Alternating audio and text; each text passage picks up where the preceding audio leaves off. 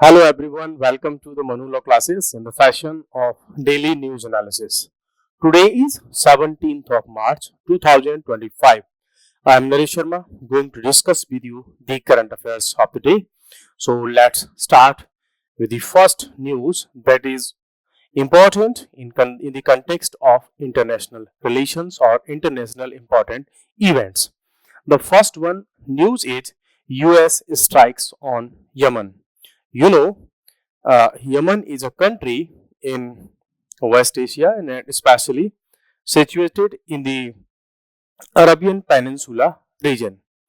और यूएसए ने जो यमन पर स्ट्राइक की है उसका रीजन क्या है वो हम अभी देखते हैं। उसके पीछे का बैकग्राउंड क्या है। यहां आप ये देखिए, आप मैप पर देख पा रहे होंगे। This map is showing clearly the region of Red Sea. Okay, the Red Sea that is being connected with the Indian Ocean, जो कि इंडियन ओशियन से यहाँ से कनेक्ट हो जाता है और आगे जा करके ये जो मेडिटेरेनियन सी है उसके साथ में कनेक्ट हो जाता है।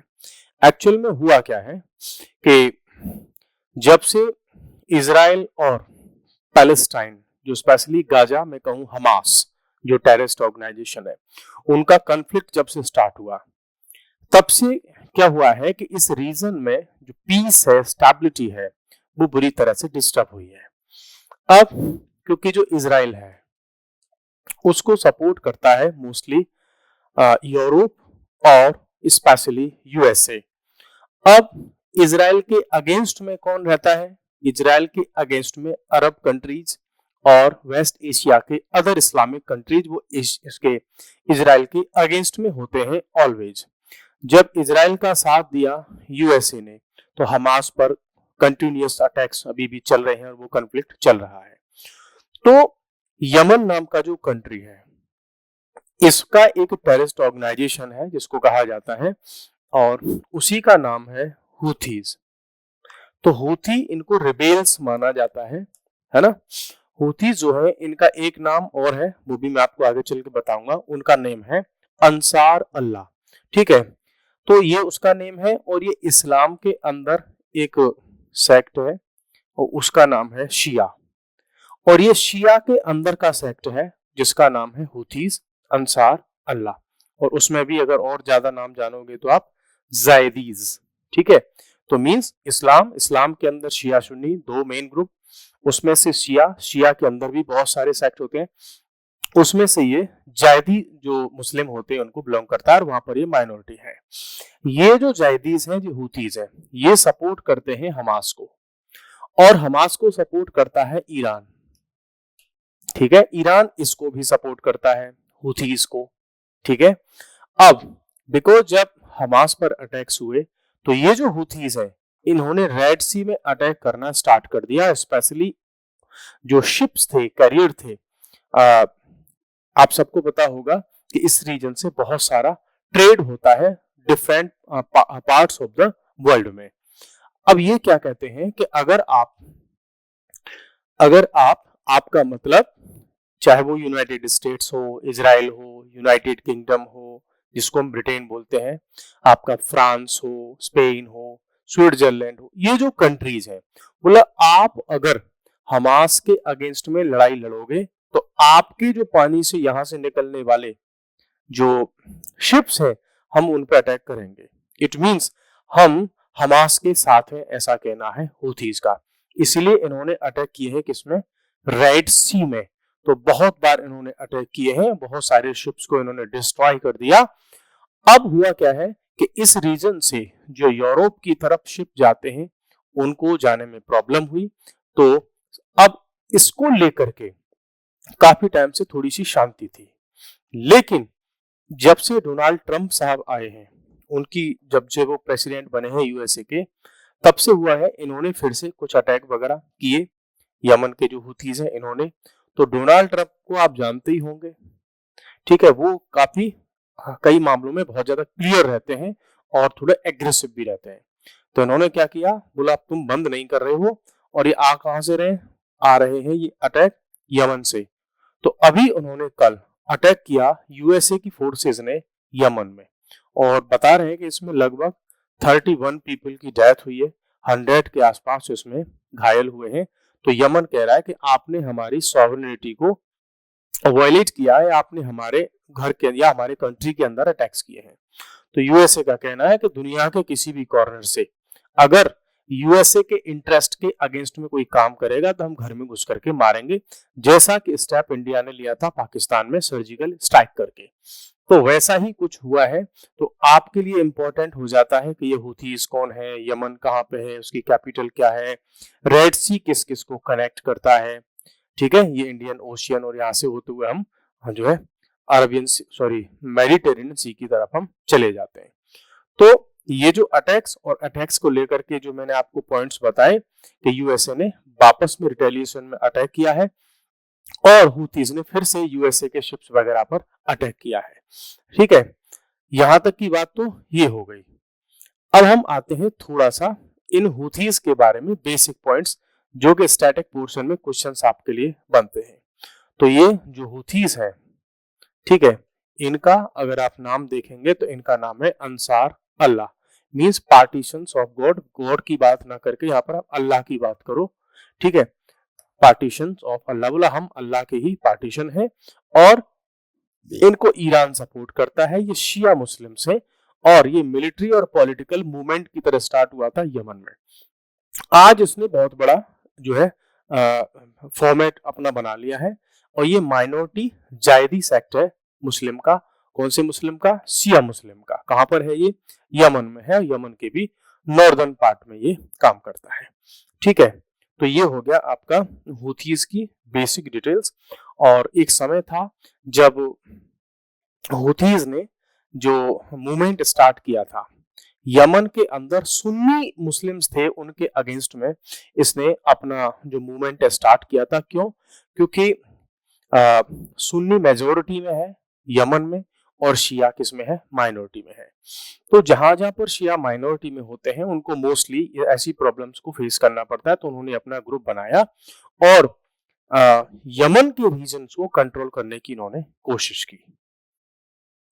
अब नेक्स्ट हम आ जाते हैं एक और न्यूज पर, वो है मोदी स्टेटमेंट ऑन पाकिस्तान।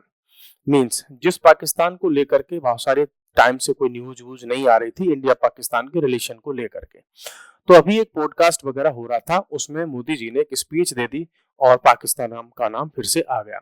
हालांकि पाकिस्तान का जो नाम है वो कुछ टाइम से रिसेंटली 5-6 डेज से आ रहा था। क्यों? क्योंकि पाकिस्तान का एक रीजन है बलूचिस्तान। बलूचिस्तान की जो जो लिबरेशन आर्मी है BLA, उन्होंने आर्मी के सोल्जर्स और बहुत सारे उसमें थे एक ट्रेन में, उस ट्रेन को ही हाईजैक कर लिया, बहुत सारे लोगों को मार डाला उसमें से, उसकी वजह से न्यूज में था। दूसरा कारण ये हो गया कि अभी इस पॉडकास्ट में मोदी जी ने बोल दिया कि since 21st century Asia century we want India and China to compete in healthy and natural way. हम इंडिया और चाइना compete कर रहे हैं तो नेचुरल वे में compete करना चाहते हैं, और कंपटीशन कोई बुरी चीज नहीं है, बस वो कंपटीशन कन्फ्लिक्ट में ना बदले। एक तो ये इन्होंने बयान दिया। एक इन्होंने स्पीच दी थी पाकिस्तान के रिगार्डिंग में उसी सेम पॉडकास्ट में, और उसमें इन्होंने ये कहा कि हमने पाकिस्तान के साथ बातचीत करने की, पीस एस्टैब्लिश करने की हमेशा कोशिश की, लेकिन पाकिस्तान की तरफ से बदले में हमको क्या मिला? वहां से हमको टेररिस्ट अटैक्स मिले और हमेशा धोखा मिला। और हमारी उम्मीद है कि आने वाले टाइम में पाकिस्तान की जो लीडरशिप है वो इस बात को समझेगी कि जो पीसफुल रिलेशंस हैं, जो नेबर्स होते हैं, उनके पीसफुल रिलेशंस अगर रहेंगे तो दोनों ही कंट्री आगे चल करके क्या करेंगे? ग्रोथ करेंगे, डेवलपमेंट करेंगे। इस वजह से पाकिस्तान का ये जो है न्यूज में आ गया।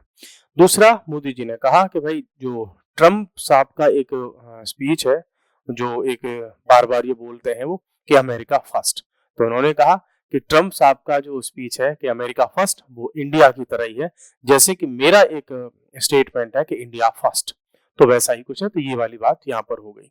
ठीक है, आने वाले टाइम में अब इस पर आर्टिकल्स वगैरह भी आएंगे, होता क्या है, किसी न्यूज़पेपर में पहले किसी न्यूज़ के रिगार्डिंग में छोटी कोई चीज आती है, फिर उस पर डिटेल में एनालिसिस होकर के आर्टिकल्स आते हैं, उसको हम बाद में डिस्कस करेंगे। Global intelligence and security chiefs conference. India की जो ग्लोबल इमेज है बहुत ज्यादा इंप्रूव हुई है, उसमें काफी ग्रोथ हुई है, वर्ल्ड पर हमारी बात सुनी जाती है, और सुनी जाती है उसके साथ साथ मानी भी जाती है, ऐसा लगभग अब हो चुका है। ये कब से हुआ है?